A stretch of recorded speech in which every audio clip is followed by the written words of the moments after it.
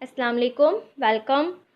आज हम बात करेंगे टाइम मैनेजमेंट की, जो कि एक बहुत ही इम्पॉर्टेंट टॉपिक है। तब तक हम अपना टाइम मैनेज नहीं करते, हम ज़्यादा अच्छे तरीके से वर्क नहीं कर सकते और अपने टाइम को सेव नहीं कर सकते। ठीक है, so in this topic I will tell you what is time management, why we need time management, how to use time efficiently, time as a commodity, time management metrics, and conclusion. First of all, definition of time management. Time management actually क्या है कि हम अपने time को सही तरीके से manage करें और हर एक्टिविटी को राइट टाइम पे कर सकें, इसे कहते हैं टाइम मैनेजमेंट।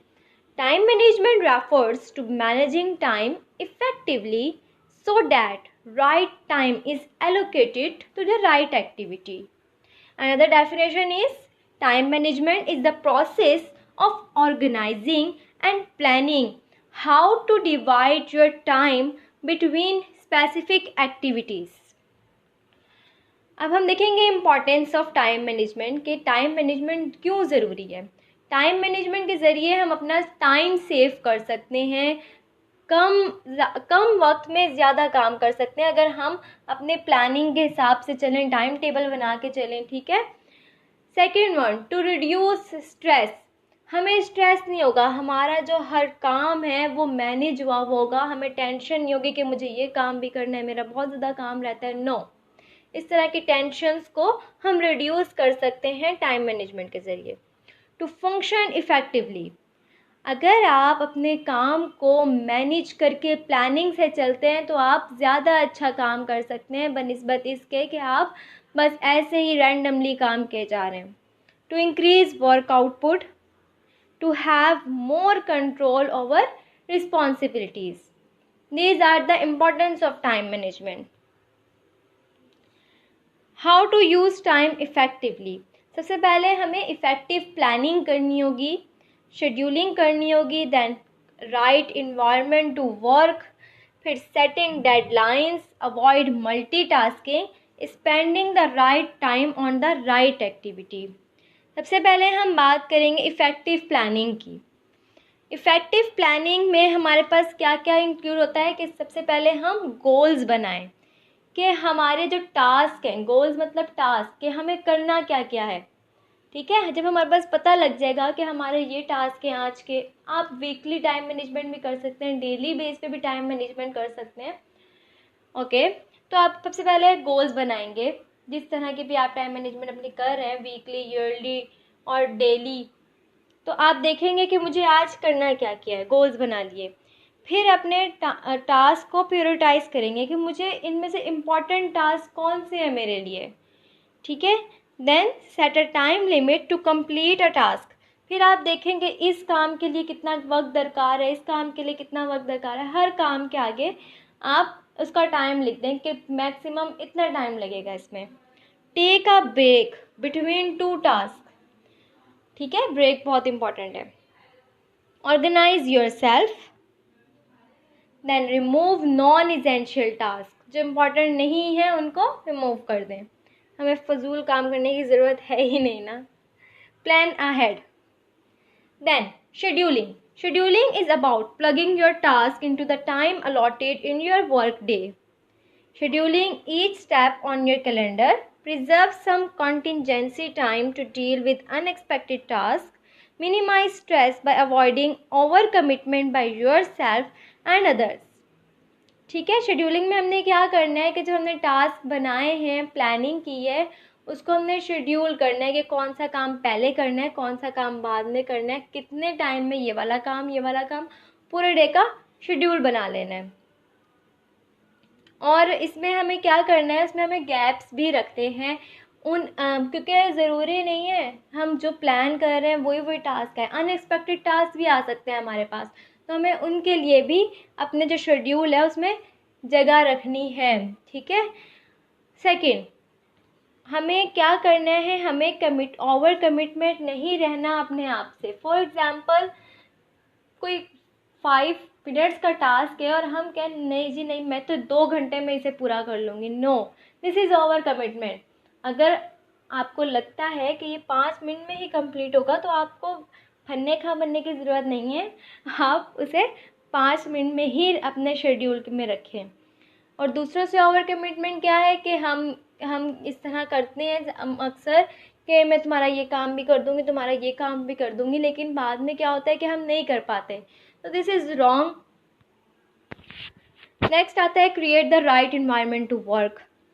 अगर हम काम करने बैठते हैं तो हमें उसका इन्वायरमेंट भी देखना चाहिए, क्योंकि अगर हमारा जो काम करने का इन्वायरमेंट ठीक नहीं है, जगह ठीक नहीं है, तो क्या होगा, हम अपना मोस्टली टाइम ज़ाया कर सकते हैं, हमारा काम उतना अच्छा नहीं हो सकता। ठीक है, इसलिए जब आप काम करने बैठें तो पुरसुकून जगह पे बैठें जहाँ आपको लगता है कि मैं यहाँ कंफर्टेबल हूँ। फॉर एग्ज़ाम्पल जब आप स्टडीज़ करते हैं, अक्सर लोग टीवी के आगे बैठ के स्टडीज़ करते हैं, सो दिस इज़ रॉन्ग। उसमें उनका बहुत सारा टाइम ज़ाया हो जाता है। So, the environment you work in can help with your overall productivity. If you can choose a particular space for working, choose a space free of distractions so that you can spend most of your time in productive and effective way. Setting deadlines बनाएं अपनी. Write down your deadlines, figure out the right time limit, do the difficult parts first, anticipate mistakes, find support. Then avoiding multitasking. एक वक्त में एक ही काम करें, एक वक्त में 10,000 काम लेके मत बैठें। ठीक है, इससे क्या होगा कि आप टाइम ज़ाया होगा, काम नहीं कर सकेंगे अच्छे से। ठीक है, किसी काम में मास्टर नहीं बन सकेंगे आप फिर। Multitasking produce poor work quality compared to someone who is assigned to do only one thing. To make the work effective, multitasking must be avoided. Eliminate distractions. Be mindful. Schedule a time for distractions. Spending the right time on the right activity. Effective planning is nothing without action. If you are unable to concentrate on your task and various thoughts are disturbing you, then take a pause and ask 2 questions. Why am I thinking this? What is the most important for me right now? Time as a commodity. Time एक commodity है हमारे लिए. Time is the most precious thing we have. The common man is not concerned about the passage of time. The man of talent is driven by it. The key is not spending time, but investing it. Indeed, time is the most valuable. Time management matrix. Time management matrix हमें क्या बताता है कि हमें पहले कौन सा काम करना चाहिए, देन कौन सा काम, फिर कौन सा काम, आपको किस लिहाज से अपने काम को प्रायोरिटाइज करना चाहिए। सबसे पहले हमें करना चाहिए इम्पॉर्टेंट और अर्जेंट फ़र्क। ठीक है, फॉर एग्ज़ाम्पल आपके एग्ज़ाम्स हो रहे हैं तो आपको आपके लिए अर्जेंट भी आपके स्टडीज़ हैं और इम्पॉर्टेंट भी आपकी स्टडीज़ हैं, तो आप सबसे पहले अपनी स्टडीज़ पे तवज्जो दें, बाकी चीज़ें बाद में। Second, not urgent but important. For example जो आपकी स्किल्स होती हैं डिफरेंट, वो इम्पॉर्टेंट होती हैं लेकिन अर्जेंट नहीं होती हैं आपकी स्किल्स के, मतलब इंग्लिश लैंग्वेज स्किल या उस तरह की जो भी स्किल्स हैं आपकी, तो उनके लिए आपको काम करना चाहिए लेकिन वो आपकी सेकंड प्रायोरिटी होनी चाहिए। Not important but urgent. Exercise, I can not, मुझे कहना नहीं चाहिए कि exercise, but you can say okay. फिर आपका जो 4th नंबर पे काम आता है not urgent and not important. Conclusion, we will never find time for everything. If we want time, we must make it. Figuring out what we needed to do is not a challenge. The challenge is figuring out when to do it. How we spend our time here and now, that really matters. So we must spend it carefully. Thank you. If you have any question, you can ask in the comment section.